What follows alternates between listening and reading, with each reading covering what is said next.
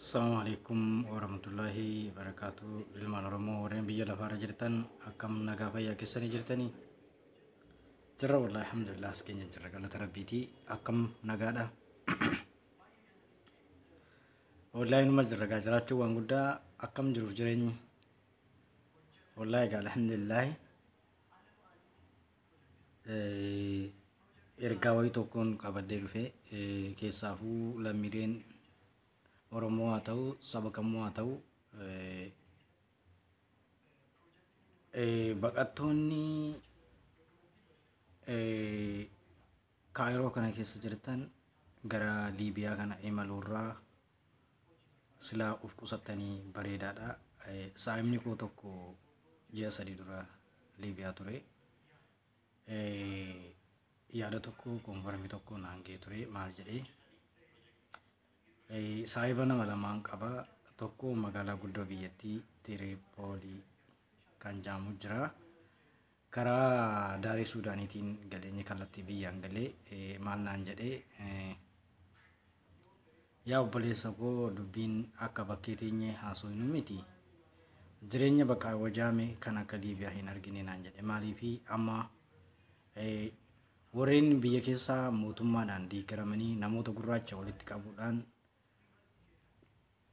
mana cabsuudhaan dirqamaan seenanii harka hudduubatti nudhanii nu rakkisaa jiru. Baay'ee jireenya du'aaf jireenya gidduu jirra. Baay'ee rakkoo hamaa keessa jirra.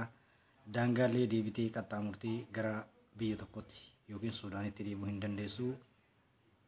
Gara biyyoota ollaa akka Kaayirootti illee as deemuu akka hin dandeenye natti himee jira. Dubbii hamaa keessa jirra. Hin jabaatti naan jedhe dubbiini.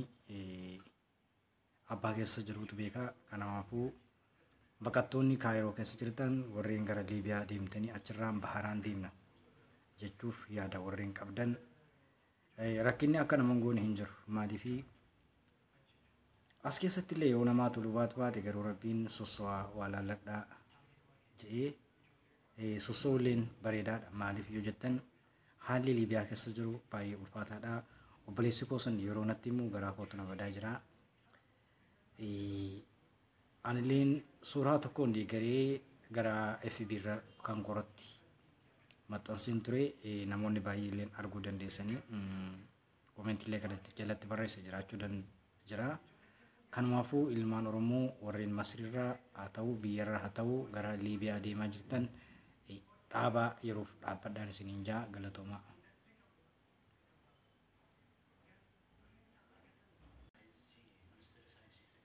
Jabaata dubbichi maaliif yoo naan jettanii inni salphaadha. Liibiyaa galuun salphaadha. Biyya nu keessa jiraannurraa waan xiqqoodha. Irra guddaan namaa ijoolleen maannaan jedhe saayimni koo haalli biyya keessa jirus xinnoo rakkisaadha.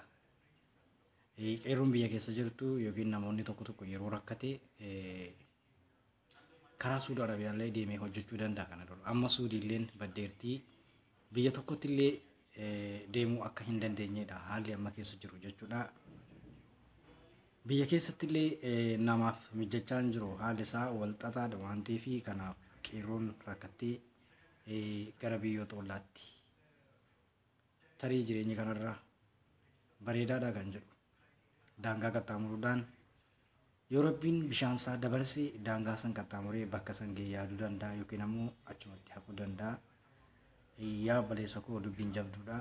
Kanumaafuu bakkuma jirtan teessanii kan Suudaanii jirulleen gara Liibiyaa akka hin deemne dhaamsa kana dabarfachuu barbaada.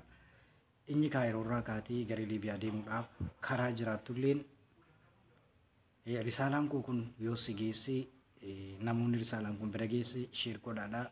Warreen karaa jirtanillee akka of duuba deebitan dhaamsa kana isiniif dabarsuu barbaada. Haalli Liibiyaa keessa jiru baay'ee ulfaata akka ta'e namoonni walitti dhufeenya qabnu qeerroon namni wajjin nyaachaa turre saayimni koo jechuudha naaf himee jira.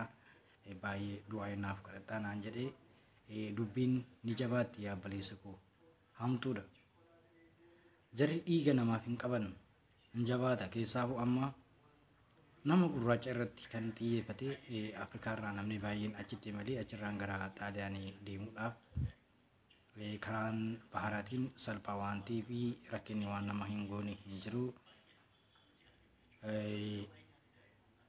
Kanaaf silaa of qusattanii hamma tokko silaa tasgabbootanii natti tola.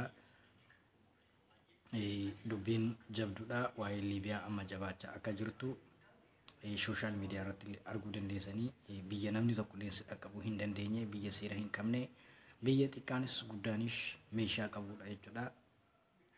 Biyya addunyaanuu dadhabdee afaan itti wallaalte waan ta'eef garuu rakkinni akka nama hin goone hin qabu. Karaa Liibiyaa kana daangaa hin qaxxaamurinaa hin deeminaa yeroodhaaf inni deemuu barbaade illee yeroodhaaf akka tasgabbooytee haala hamaa kana ofirra dabarsitu dhaamsa kana dabarsuu barbaada. Namoonni sheer godhii